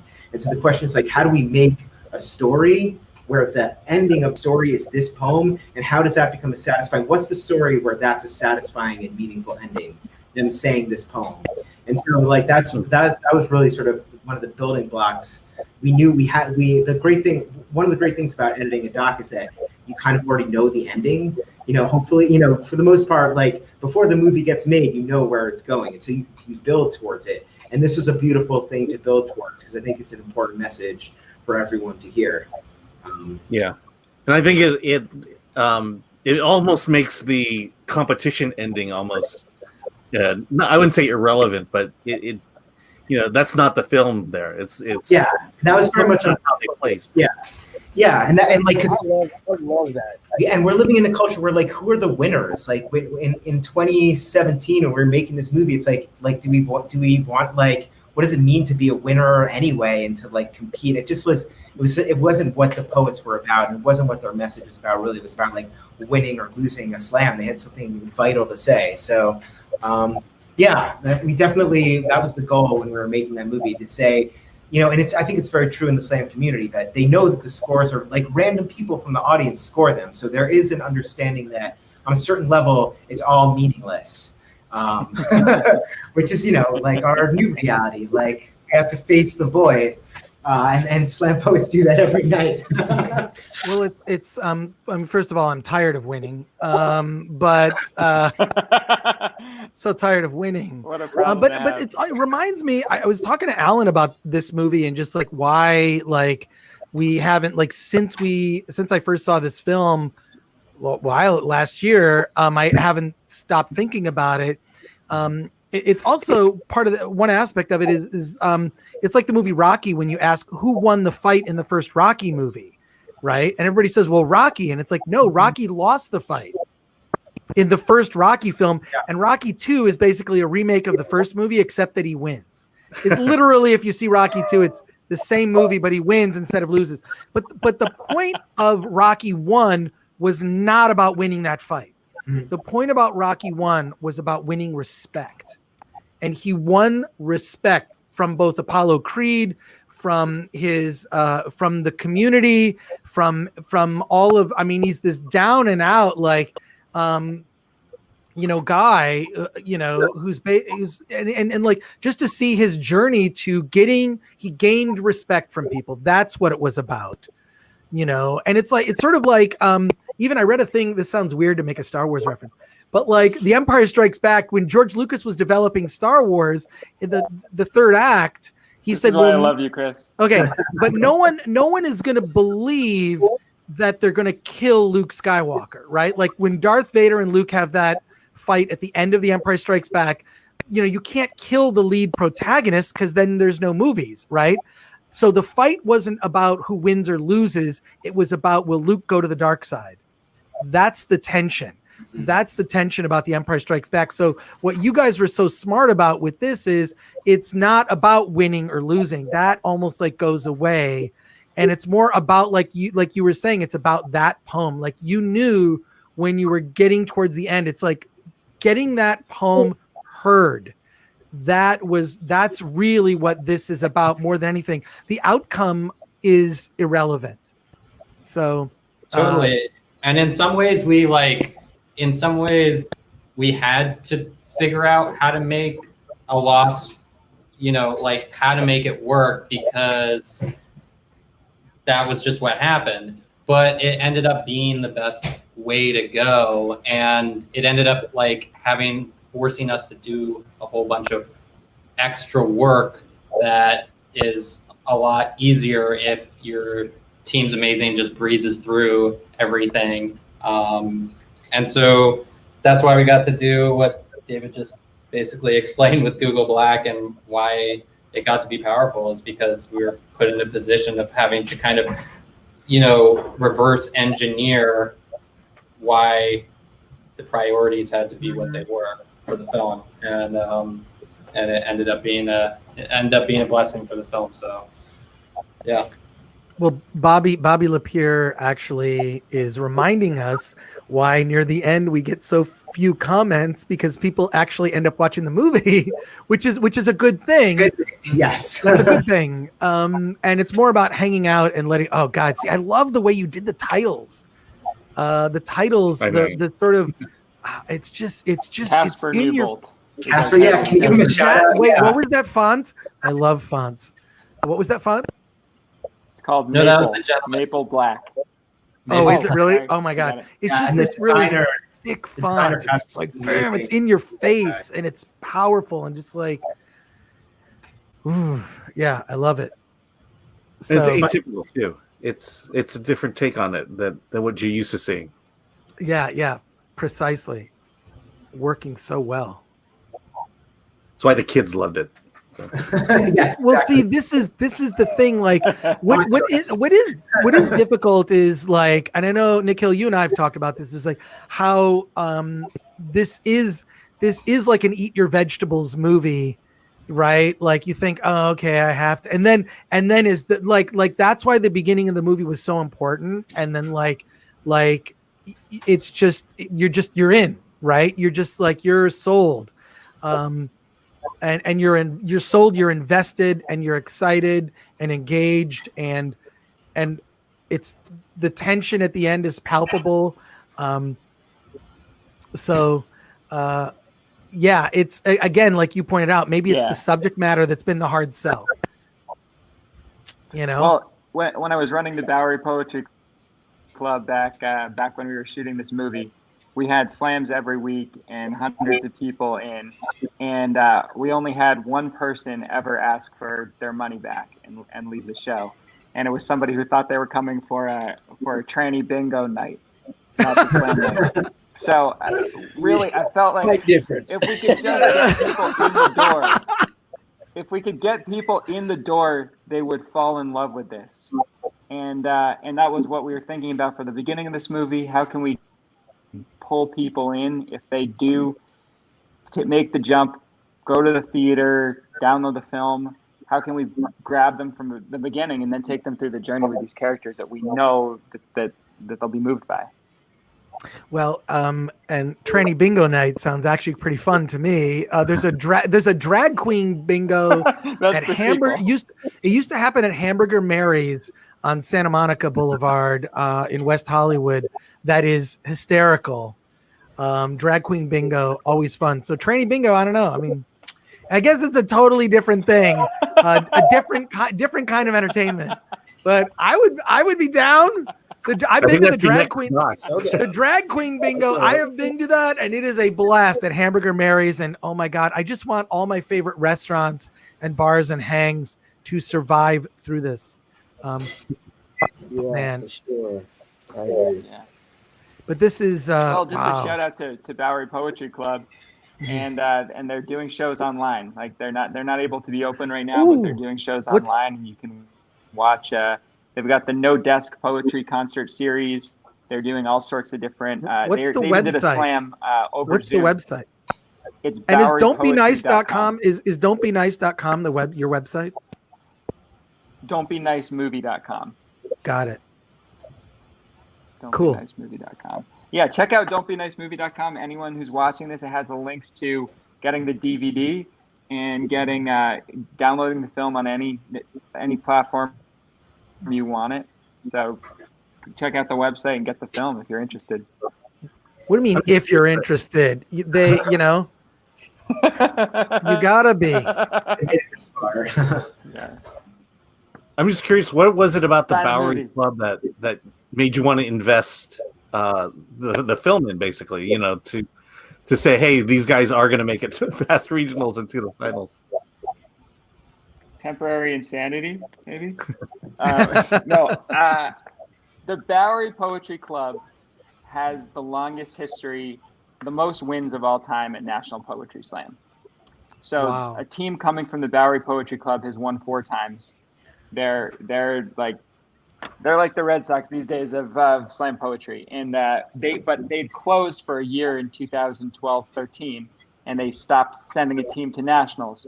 So when the club reopened in 2013, the end of 2013, and we were looking to getting a program together again, we knew that we had to try to find a way to field another team and see if we could make another go at nationals. But why I thought that maybe this could be a good fit for a story too was because the Bowery team was used to having been the star of National Poetry Slam, but now was coming in as an underdog. So I thought that was kind of an interesting premise there, which didn't end up really in the film because there were just so many threads that we had to let go of. But the other thing is there's just a few poetry clubs in New York. The other one that really gets a lot of attention is Nuyorican Poets Cafe. And but to both those clubs, you get the best slam poets in New York, in the country, coming through and competing. So I knew that if we were to feature this team in something, whether it's a film, whether it's a tour, a play, whatever it was, you'd be getting some of the best poets in the country to be part of it. And we did. I mean, the poets in our film at the time were some of the best poets, and have continued to go on to be at the top of their game. And there were a lot of other. There was Nuyorican Poets Cafe. There was also Brooklyn Slam, and we actually went and filmed with other New York poetry teams. And for a while, there was like a rivalry going between Bowery Slam and the Brooklyn Slam team. And for a while, that was in the cut. It was in like a lot of cuts, and that's where like the kind of sports movie thing comes in, and you're like thinking of ways to like up the tension and like, kind of up the drama. And so we had this rival team. We had interviews with that team. We went to their rehearsals. There's a tiny piece of it. That's good. I didn't know. There's one moment. There's a little moment before they go to Boston where they're sort of explaining what the structure of the slams that are happening around the country are, where you see a couple of different teams, and one of them is the rival Brick team, and they have a really nice, like, very fancy, like, center in downtown Brooklyn, and they have like this giant facade in neon that says Brick. And so we made the DP made Peter go out and get they're the corporate team. Really, so they're like the big corporate team, and you see them for a second, and they're like, they have a drill sergeant coach who's coaching them in their hand motions and stuff. But it's only for a moment, and it could have been a whole subplot. But that's the fun of making documentary. Yeah. When you have 200 hours of footage, you can make several different types of movies, really, and it's just sort of a process of winnowing it away and refining it, trying to figure out what's the story that we want to tell out of all this. And it was not about Brick at the end of the day.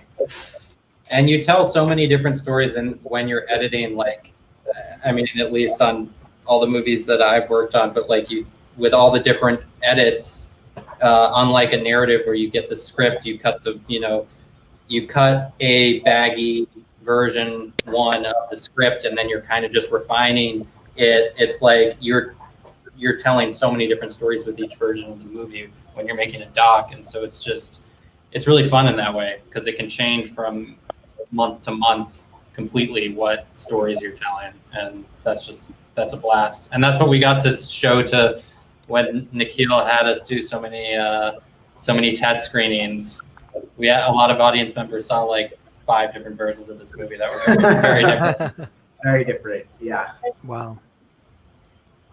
And there are amazing And I guess a plug for, I don't exactly remember what special features on the DVD, but there are amazing poems and amazing moments that we just didn't have room for in a 90-minute movie, amazing characters and subplots that just didn't fit in, or were maybe like too good that they brought the focus away. Like Joel, who's about to perform now, at least where we are in the movie, we might be a little ahead of you. He has a poetry. David, this was your favorite argument. Yeah. David would always say, I mean, come on. David would always say this Joel's poem is too good to put in the movie because it's too back from the story. And I was like, what crap is that, David? But you won the argument.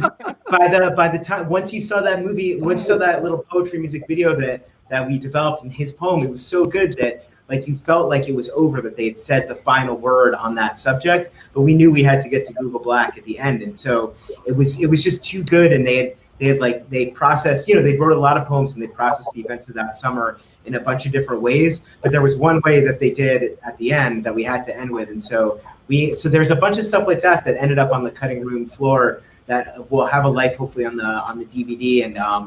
And I really, it's when you're making a doc, you really have to like sacrifice you have to kill your babies, and for the good, sometimes an amazing scene has to leave for the good of the whole film. And I always tell producers like Nikhil that you have a good movie when you're throwing out good material because it doesn't fit. That's how you know that you're in a good place with the movie, and that it's a hard thing to do, but it's a necessary thing to do, and it's really a good sign.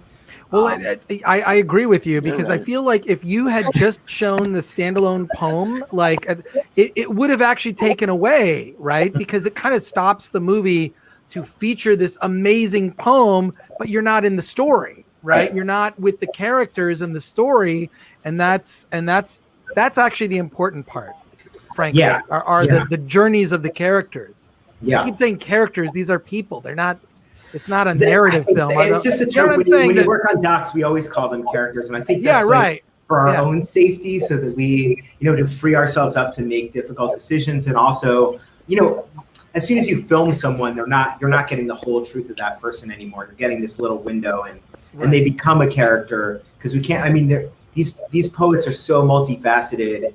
Yeah, a 90-minute movie couldn't tell you the story of even one of them, much less seven poets that we have in this movie. So they're the sort of the characters of themselves in this movie, which is it's just how you have to think when you're editing a doc, because otherwise you go crazy, because you're going to be disappointing someone's truth. You're going to be letting someone down if you try and capture their whole lives and their whole selves. So characters is fine. No, I mean, I'm working on a couple documentaries right now myself. I mean, one that I'm directing, one that I'm involved with as a producer. So I get it. Like, doc filmmakers are a good term for that one too. Yes, there will be characters in that as well. But I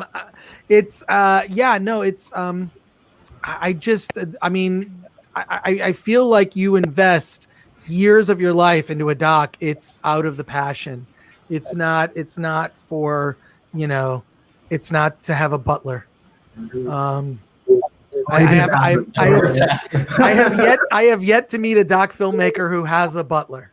Yeah. Well, Ron Howard just put one out today, so.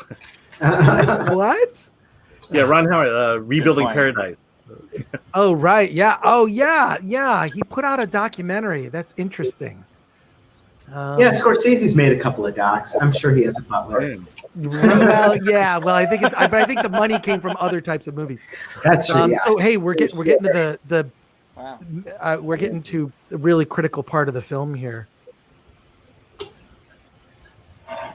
Oh man. Yeah, this was a really cool idea that David and Max, that you guys had, which was, we've seen this poem being developed, but we've never seen the beginning of it. And the beginning of it is this section now where they're where you think they're breaking scene, but actually it's part of the poem. Yeah.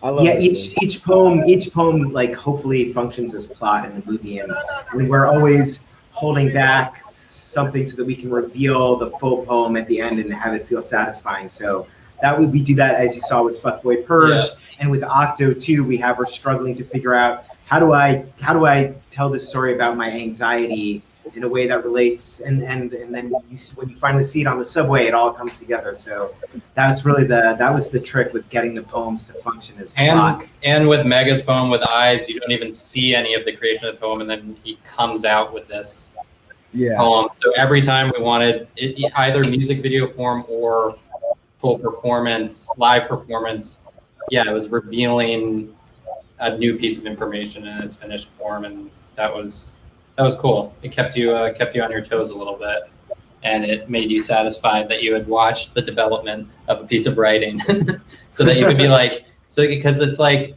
cool that throughout the movie, once you hear the poem for the final time, you can be like, oh, they changed that, or like that's new, and that's pretty crazy to like have heard a poem to 3 or 4 different drafts, so that you can be like, wow, this is a lot better than what they started with. I haven't seen enough docs that really show you the process. What does it look like to make a work of art and to keep refining it, and that's something, as an editor, that was something, like that's my life. It's like, obsessing over the details and refining. And so to be able to show that process on screen, there's 4 or 5 poems that you hear in various stages, and that you see developed. So that was a big goal, was to show that process and to make it exciting. Yeah. Khari, can you tell us about this track? Because this is my favorite fucking track. It's so good.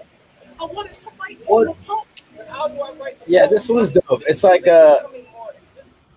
well, I just wanted to show like them, like I just wanted to create a piece that like showed like, so to me the film kind of really is like them becoming better as like just as people, as men, as poets.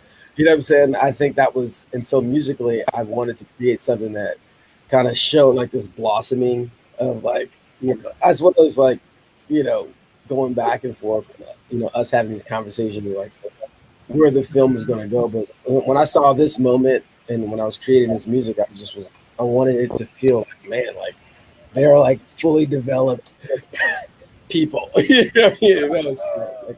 and it really showed too in this whole section. It's not like super over triumphant or anything like that. I think it just really worked. It's really nice. It really is sense. And I think one of the things you did so well, Khari, is that you used like your own voice and your hand snaps and claps and stuff. Like the music has such an organic texture, and it feels just like the poetry. It's like you're spitting it, like the snapping and the clapping, and the music mirrors that in the slam, and then this final piece though just really becomes something else. Like it just ascends, and I think you really feel them take off as artists in doing the music there. So to make something that really took place in a high school gym, feel that epic, it really does get down to your music, I mean, also too, when you guys edited that whole section was just crazy. Like even like the kid, like I don't know if you guys noticed, like the kid, well, obviously you guys know, but like someone watching this, like when the kid like kind of wakes up, like it was like laying down. Yeah, that was like hilarious to me. I was like, all right, cool, let's go. Everyone was like awesome. Yeah. It was just cool. The way it was edited, like really serviced, like the music, it just worked together. Sometimes, sometimes you make a piece of music and you're just like, man, like I wish this was edited like a little bit different to like show that like how dynamic, the music. I mean, it has to work together. So, it's edited really well. So like the music when it happens, it just like feels super nice, That's dope. Yeah, I love this intro. And then we're now in the credits at the moment, and we do have to do a shout out to Melina, who's been very, very quiet during the watch party. She's been but this would not have come together without her amazing support. So let's give it up for Melina right now. Thank you, everybody. Thank you for her amazing support. Kind of watching it. I stopped watching it at a certain point in the film festival experience. Like, how many times can you watch it? So I haven't seen it in a very long time, and now I'm looking at the extras on the DVD because I'm playing the DVD. So of which I have a few advanced. So I was like, oh, well, maybe I'll see what other things there are here. But yeah, so I actually kind of watched it. You do get see. That's part of the problem with the watch parties is you do get caught up in watching the movie, and it's just like, oh, I kind of want to watch the movie. So Bobby Lapierre says, Bobby says, yay, Melina. So, and Anthony Ray Bench, bravo from Anthony, who is homesick right now. And Anthony, I hope you're doing well. I know you're going to be eating you're going to be consuming soup this weekend. My friend Anthony is getting over some sickness, but I want to say thank you to everyone here. The whole team from Don't Be Nice. This was amazing. Alan and I talk about like what movies do we want, what filmmakers do we want to invite to do these watch parties, and I cannot thank you all enough. Congratulations. So I'm just so happy to be able to present it to people. Just let people know it's out, it's available. You can buy it on. You can buy a physical. Actually, you can't buy a physical copy on DVD because it is sold out. It is on back order, but you can visit. But you can visit don'tbenicemovie.com, and there are ways to buy things digital. I have I have a digital film library. What can I say? And I love it. So really want to thank everybody. For taking the time to do this watch party. Final words from everyone before we wrap this up. I'm going to do once a producer, always a producer. If you enjoyed this film, check out Rotten Tomatoes page for the film and leave us an audience score. We'd love to hear what you think about the movie, love it or hate it. Shout out on Rotten Tomatoes or IMDb and tell us what you think about it, please. And I got to thank Chris and Alan. Thank you so much for the years plus of support of this film, you guys. It means so much to make a film and then have people see it, respond to it, and put so much time and effort into helping us get the word out. So thank you guys so much. Absolutely. It's just our job. It's just our job. This is why we do our high-paying job. But yeah, exactly. Your butler job. Well, no one gets involved in indie film for the money. That's why indie filmmakers, anyone involved in indie film, my favorite people, because it's about supporting things that are bigger than, like the message of this film. So congratulations to everybody. This was awesome. I really think we got to go for those old fashions at the Raymond in Pasadena, Nikhil, when next time you're in town on the West Coast. And what is everybody working on right now? What are new projects that you're working on at the moment? I'm working on a documentary that I can't actually say much about and is now going through its third iteration. I've been working on it for about a year and a half now. So I can't say much about it, but it's a struggle. This one is, and it's going to be good when it's done. But it's one of those ones that you keep going back to the drawing board, and one of these ones where with Don't Be Nice, it was fun to create a few different versions of it. Once you get to about 10 or 15 different versions of a movie, becomes a little less fun, but I'm cranking through it. But those are the best ones. And by the way, you know where to send it when you're done.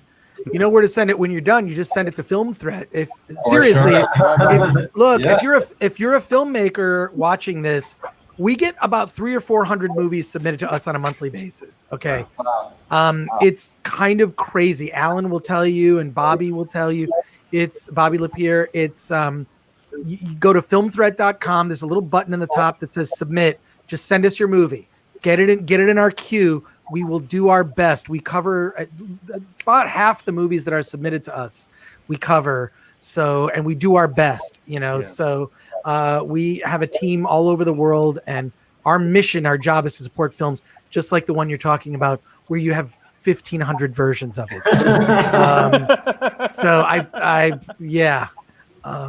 Awesome. Well, thank you both for having the movie. It's like awesome to see it 4 years. 3 years after. It's been such a long journey. It's just awesome to keep it. It's still going. So it's really right. Nikhil, he's grinding. I love Take a vacation, please, guys. Khari, what are you working on? I mean, damn, this was so incredible. What are you working on at the moment? I just I did a doc. I did the music for a doc that aired on HBO 2 days ago. It's called Stockton on My Mind. It was really good, and it's just a great film, and it's about Mayor Tubbs of Stockton, California, and I have I think I'm doing 3. I got 3 films lined up. I can't talk about right now, but like, yeah, I'm working on that. It's probably gonna take a year. I wait for the editors, and they send me. Okay, well, the whole movie is about to be different now. So, well, you're working, so that's good. Yeah, no, it's good. I'm very happy about that. I got a lot of friends struggling right now, so it's good that you're working. Anyone else want to plug some? I'm working on an IMAX movie right now, which is once the IMAX theaters reopen, maybe. Wait, for real? Yeah, wow. It's about tigers. So I've been making it mainly in my apartment, which is super trippy. But I try and get my face really close to the computer screen so I can mimic the feeling of an IMAX movie. I press my nose to the monitor and then I see if it works. That's awesome. And I'm saying hi to Julie. Hi back, Julie. How are you doing? An old friend from Michigan saying hello on Facebook. What else? Alan, don't you have movie reviews to do? Yeah, I did 3 today. I got 1 more. Oh God, Alan is. First of all, I am a fan of Alan. I know we work together, but I can also be a fan of Alan. I can be. Alan's reviews. He is so amazing. If I could just give him a plug, not just on the website, but he just launched this YouTube show on our Film Threat YouTube channel. With Zoriana Kit that is fantastic. He's doing like several reviews a week now. But he's one of my favorite writers. I do have favorite writers on the Film Threat website. What can I say? But Alan's reviews are just so good and really just to the heart of things. And so, yeah, go to filmthreat.com and look up Alan Ng. And you're read my his reviews. Oh, well, thank you. Well, yes, but no, we have a great team. I'm so proud of everyone at Film Threat now. Just the fact that we can just showcase movies like Don't Be Nice that you have to absolutely see. You got to see it. Any final words and final thoughts from anyone? Nikhil, I feel like we need to hear from you. Hear from me. Well, I guess it's been. What is it now? What day is it? It is the 31st. No, dude, don't you know? It's Blur's Day at Schlegel o'clock. So 4 years ago was when the team started getting ready to go to nationals, right? Because what day did they leave, Max? Yeah, they left. I think August. I could be wrong. Yeah, they left basically in the next couple of days, I think. Yeah. Yep. And you started off this chat, Chris, talking about how, this film is relevant again. It's 4 years later.